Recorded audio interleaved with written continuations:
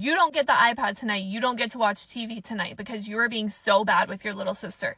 That's not a consequence. That's a punishment. You know better.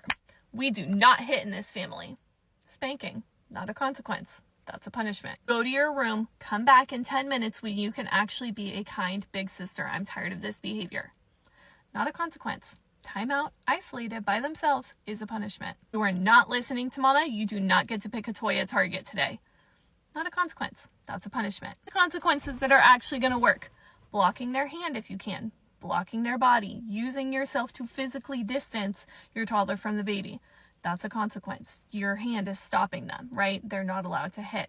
Picking them up and moving them to another area next to you, the couch, somewhere else to take a break and regulate.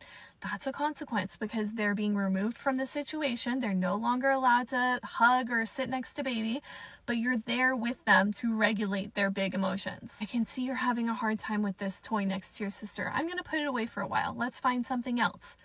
Putting away the activity that they're doing that makes sense to the behavior, that's a consequence. That is a respectful decision. Saying, I'm going to have to hold you in my lap whenever we're hanging out near baby sister so that I can keep everybody safe.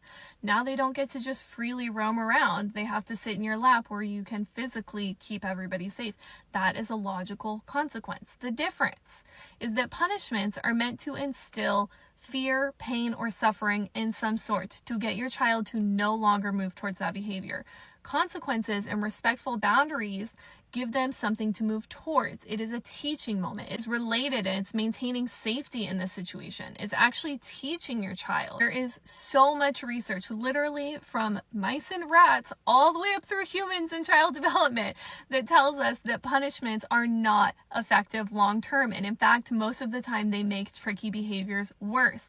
And consequences and positive discipline is most effective, especially for toddlers. So this is the shift that you need to make if you want to actually start to see those behaviors change. Do it in a healthy way.